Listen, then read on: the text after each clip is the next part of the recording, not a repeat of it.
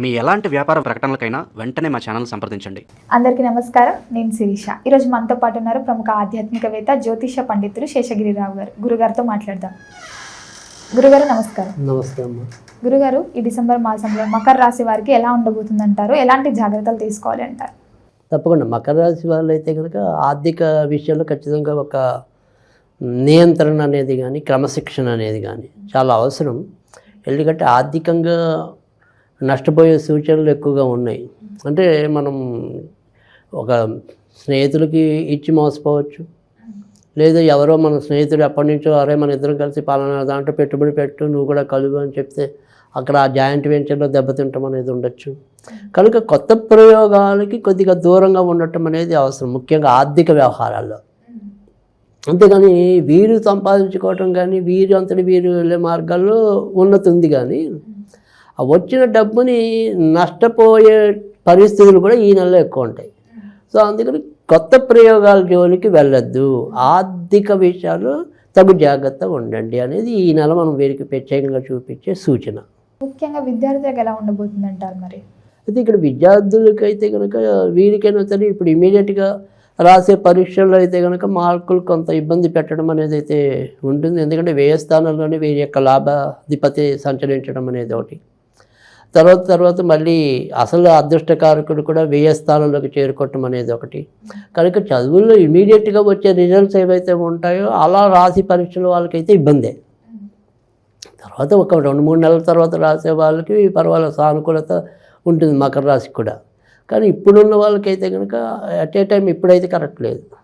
అలాగే గురుగారు, ఈ ఉద్యోగ వ్యవస్థలో ఉన్న వారికి ఉద్యోగం పట్ల ఎలాంటి జాగ్రత్తలు తీసుకోమంటారు? అలాగే ఎవరైనా స్ట్రెస్గా ఫీల్ అయ్యి మారాలనుకున్న వారికి ఈ మాసం అనుకూలంగా ఉందంటారా? మరి తప్పకుండా ఇది ఇప్పుడైతే కనుక మారాలి అనుకుని ఖచ్చితంగా నిర్ణయించుకుంటున్న వాళ్ళు ఎవరైతే ఉంటారో వాళ్ళు సాధ్యమైనంత వరకు కూడా డిసెంబర్ 21వ తారీఖు అంటే 3వ వారం లోపు దానికి సంబంధించిన ప్రయత్నాలు చేసుకోవటం మంచిది. 3వ వారం తర్వాత నుంచి అసలు వీళ్ళకే ఉద్యోగాలు ఎప్పుడు ఎలా ఉంటుందో చెప్పలేని పరిస్థితి అనేది ఒకటి ఉంటుంది.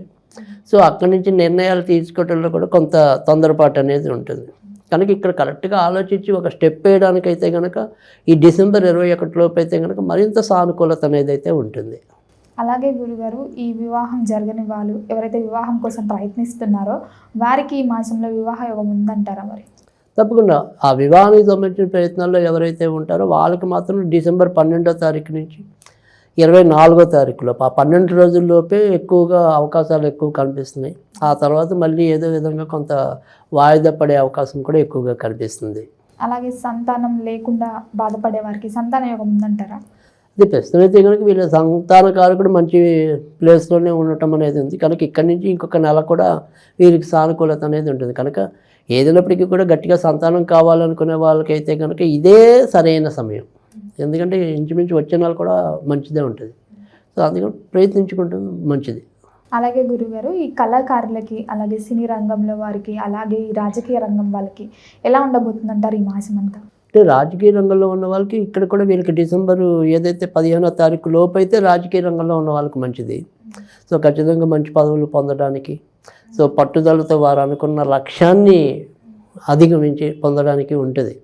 కానీ ఎప్పుడైతే డిసెంబర్ 15 నుంచి రవి వ్యయ స్థానంలోకి వచ్చేస్తాడో అక్కడి నుంచి అంత మంచి ఫలితాలు ఉండవు. కనుక ఏదైనా సరే ముఖ్యంగా రాజకీయ నాయకులు ఎవరైతే ఉంటారో వాళ్ళు ఏదైనా సరే తెగించి నిర్ణయాలు తీసుకోవటం, కొత్తవి ఏమైనా పొందాలనుకునే దానికి విశేష కృషి చేయటం, ఇలాంటివి ఏమైనా ఉంటే కనుక అది డిసెంబర్ 15 లోపే చేసుకోవటం అనేది చాలా ఉత్తమం. తర్వాత ఇంకా మిగతా కవులు కళాకారులకి పర్వాలేదు, వాళ్ళకైతే కనుక మంచి ఫలితాలు ఉన్నాయి. సో ఇటు సినిమా రంగంలో ఉన్న వాళ్ళకి డైరెక్ట్గా నటనా రంగంలో ఉన్న వాళ్ళకి కూడా ఇది సరైన సమయంగానే చెప్పాల్సి ఉంటుంది. అలాగే గురుగారు, ఎవరైతే ఈ ఓన్ బిజినెస్, ఈ పెట్టుబడులు అలాగే రియల్ ఎస్టేట్స్ వీళ్ళకి అనుకూలంగా ఉందంటారా ఈ మాసంలో? అది మనం మొదట్లో చెప్పుకున్నట్టు ఏంటంటే ఈ ఆర్థిక విషయాల్లో కొంతవరకు వీళ్ళు అచితూచి వేయాల్సిన అడుగు ఈ నెలలో ఎక్కువగా ఉంది.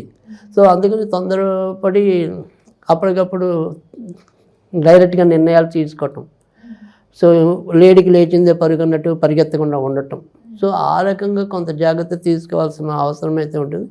తర్వాత రెండోది ఏంటంటే ఏదైనా సరే తప్పనిసరి మనం ఏదైనా వ్యాపార పరంగా వెళ్ళాలి అనుకున్నప్పుడు వీళ్ళకి డిసెంబర్ 14వ తారీఖు దాటిన తర్వాత నుంచే మంచిది కాస్త.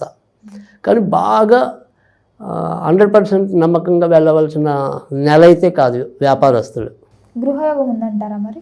గృహయోగం ఖర్చుతో కూడిన శుభాలు జరగడానికైతే కనుక ఈ నెలలో ఎక్కువ ఉంటాయి. అంటే ఖర్చుతో కూడిన శుభాలు అంటే కనుక మనం ఇల్లు తీసుకోవటం కానీ, మన ఇంట్లో ఎవరైనా పెళ్ళికి ఉన్న పిల్లలు ఉంటే వాళ్ళకి పెళ్ళిళ్ళు చేయటం కానీ, సో ఎప్పటి నుంచి మనం ఏదైనా సరే చతుర్థ చక్ర వాహనం కొనుక్కోవాలని మనం ఏదైనా అనుకుంటే దానికి సంబంధించిన అంటే అలా ఖర్చుతో కూడిన శుభాలు అయితే కనుక ఈ నెలలో ఉంటాయి. అలాగే ఆరోగ్య పట్ల ఎలాంటి జాగ్రత్తలు తీసుకోవాలంటారు? ఆరోగ్యపరంగా మనకు జాగ్రత్తలు తీసుకోవాలి. ఎందుకు తీసుకోవాలి అంటే కనుక ఇక్కడైతే రవి కుజులు కలుస్తారు, వీళ్ళకి కూడా ఈ హార్ట్కి సంబంధించిన కానీ కంటికి సంబంధించిన విషయాల్లో ఇబ్బంది ఉంది. తర్వాత తాత్కాలికంగా ఈ వాహన ప్రమాదాలు నడిచి ఏదైనా సరే ఈ బోన్ ఫ్రాక్చర్స్ కానీ ఇలాంటివి ఉన్నాయి. అందుకని ఎముకలకి ఇబ్బంది ఉంది, గుండెకి ఇబ్బంది ఉంది, కంటికి ఇబ్బంది ఉంది. సో అందుకని అలాంటి విషయాలు జాగ్రత్త పడాలి. అలాగే గురుగారు, ఈ విదేశాలకు వెళ్ళాలని ప్రయత్నించే వారికి విదేశ యోగం ఉందంటారా మరి? విదేశీ యోగం ప్రస్తుతం అయితే వీరికి కూడా బాగానే కనిపిస్తుంది. తర్వాత ఏదైనా సరే ఇతరత్ర కూడా ప్రయాణాలు చేయాలన్నా కూడా, అంటే విదేశీ ప్రయాణాలే కాకుండా దూర ప్రయాణాలు ఇతరత్ర అంటే విదేశాలకి అక్కడ, తర్వాత ఏవైనా సరే ఇతర క్షేత్రాలు చూడాలన్నా, సో ఇంటి నుంచి కదలడానికి ఇది రైట్ టైమే వాళ్ళకి.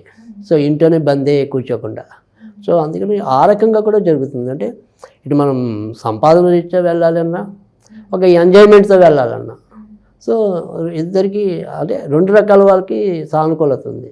అలాగే గురుగారు, వీళ్ళకి ఆర్థిక పరంగా ఎలా ఉండబోతుంది అంటారు? అదే ఆర్థికంగా చెప్పుకోదగిన ఇబ్బంది లేదు, కానీ మనం ఆ వచ్చిన సంపాదనని జాగ్రత్త చేసుకోవాలనేది చెప్తున్నాం. ఎందుకంటే ఎవరినైనా నమ్మి డబ్బు ఇస్తే అది పోగొట్టుకోవటం, లేదా దాని వ్యాపారానికి విస్తరింపు కోసం మనం వినియోగించాలనుకున్నా కూడా అది సత్ఫలితం కాలేకపోవటం. అందుకని ఆర్థికంగా కొత్త విషయాల జోలికి వెళ్లకుండా ఉన్నంతలోనే జాగ్రత్త పడితే మాత్రం ఆర్థికంగా రావడానికి ఇబ్బందిగా లేదు, అది ఏదో విధంగా పోవడానికి ఉంది. సో అందుకని దాని విషయంలోనే వీళ్ళు జాగ్రత్త ఎక్కువ తీసుకోవాలి. అలాగే ఈ అకస్మాత్తుగా ధనలాభం జరిగే ఛాన్సెస్ ఏమైనా ఉన్నాయంటే? అది ఆకస్మికంగా ప్రస్తుతం అయితే కనుక మకర రాశి వారికి కొద్దిగా ఉంది. ఎందుకంటే శుక్రుడు వీరికి మంచి పంచమాధిపతి. ప్రస్తుతం అయితే కనుక రాజ్యస్థానంలోనూ తర్వాత లాభస్థానంలోనూ సంచరించడం అనేది ఉంటుంది కనుక కాస్త వీళ్ళకి ఆ అదృష్టం అనేది పట్టడానికి అవకాశాలు ఎక్కువగా కనిపిస్తున్నాయి. అలాగే గురుగారు, ఈ మాసంలో ఎవరైతే ఈ నరఘోష నరపీడ అని బాధపడే వారికి ఎలాంటి ఉపశమనం ఉంటుందంటారు? అంటే సాధారణంగా మకర రాశి వారికి నరఘోష అనేది కొద్దిగా తక్కువ ఉంటుంది. సాధారణంగా మకర రాశి వాళ్ళకి అంత ఎఫెక్ట్ అనేది ఉండదు. సో ఏదైనా సరే నరఘోష అనేది తగిలితే అక్కడ శ్రవణ నక్షత్రం వాళ్ళకి మాత్రమే తగలాలి. సో ఏదైనా సరే నరఘోషే జరుగుతుంది అంటే కనుక ప్రస్తుతం ఉన్న పరిస్థితుల్లో ఏంటంటే వీళ్ళకి డిసెంబర్ 15 వరకు దైవబలం ఎక్కువ ఉంది. సో డిసెంబర్ 15 తర్వాత నుంచే జాగ్రత్త పడాలి ఏదైనా సరే నరఘోష కానీ అలాంటిది ఏదైనా ఉంటే. ముఖ్యంగా మరి రైతులకు ఎలా ఉండబోతుందంటారు? ఇది రైతులకి అయితే కనుక వీరికి రైతుకి సంబంధించిన ఏదైతే కుజగ్రహం ఉందో అది మరి డిసెంబర్ 7 నుంచి వ్యయ స్థానంలోకి చేరుకోవటం అనేది ఉంది కనుక రైతులకి మంచి ఫలితాలు బాగా వస్తాయని చెప్పడానికి కొద్దిగా ఇబ్బందిగానే ఉంది. అలాగే గురుగారు, ఈ మాసంలో ముఖ్యంగా మకర రాశి వారికి ఎవరైతే శత్రువులు ఉంటారో వాళ్ళ పట్ల వీళ్ళు ఎలాంటి జాగ్రత్త తీసుకోవాలంటారు? అంటే ఇక్కడ శత్రువులు అనే దానికన్నా కూడా మనం ఇందాక చెప్పుకున్నాం, ఏదైనప్పటికీ కూడా ఈ శత్రువుల కన్నా కూడా వీళ్ళు ఎవరిని నమ్ముతారో వాళ్ళతోనే ఇబ్బంది పడే అవకాశాలు ఈ నెలలో ఎక్కువగా ఉంటాయి. సో అందుకని ఎవరి మీద కూడా పూర్తి భరోసా పెట్టుకోకుండా ఉండటం అనేది అవసరం. ఎవరిని పడితే వాళ్ళని నమ్మకుండా ఉండటం అనేది అవసరం. ఆ రకంగా జాగ్రత్తలు తీసుకుంటే అంత శత్రుత్వాలు ఉండవు. ముఖ్యంగా గురుగారు, ఈ మకర రాశి వారికి ఈ మాసం అంతా మంచిగా ఉండాలంటే ఏ దైవాన్ని పూజించమంటారు, ఎలాంటి పరిహారాలు చేసుకోవాలంటారు? అలాగే వీరు ఏదన్నా ప్రారంభించాలనుకుంటే వీరికి ఏ రోజున అనుకూలంగా అంటారు? తప్పకుండా వీళ్ళకైతే కనుక ఈ నెలలో బుధ శుక్ర శనివారాలు ఎక్కువగా మంచి రోజులు. ఇంకెవరిని పూజించాలి అంటే కనుక మరి ఏమాత్రం వీళ్ళకి కుదిరినా కానీ కాలభైరవుడికి సంబంధించిన పూజలు చేసుకోవడం వల్ల మరింత మంచి జరగడానికి ఉంటుంది. సో ఒకవేళ కాలభైరవుడు మనకు చదువుకోవటం వస్తే కాలభైరవ అష్టకం అనేది ప్రతిరోజు చదువుకోవటం అనేది లేదు. వాళ్ళు ఏదైనప్పటికీ కూడా శివుణ్ణే కాలభైరవుడిగా భావించి శనివారాలు కొద్దిగా నల్లదాక్షలు కానీ నేరేడు పళ్ళు కానీ నివేదన చేసినట్టయితే కనుక తప్పకుండా కాలభైరవుడి యొక్క అనుగ్రహం మనకి లభించడానికి ఉంటుంది. ఇంకా ఈ నెలలో వీళ్ళు బాగా ఏదైనా సరే ఏ రంగు ఎక్కువగా వెళ్ళకూడదు అంటే కనుక అది గోధుమ రంగుకి వెళ్ళకుండా అంటే బిస్కెట్ కలర్ అంటాం. సో ఈ బిస్కెట్ కలర్కి కొద్దిగా దూరంగా ఉండటం అనేది అవసరం. గురుగారు, మొత్తం మీద ఈ మకర రాశి వారికి ఈ మాసం అంతా ఎలా ఉండబోతుంది, ఎలాంటి పరిహారాలు చేయాలి, ఏ దైవాన్ని పూజించాలి, ఎలాంటి జాగ్రత్తలు తీసుకోవాలో తెలియజేసినందుకు ధన్యవాదాలు.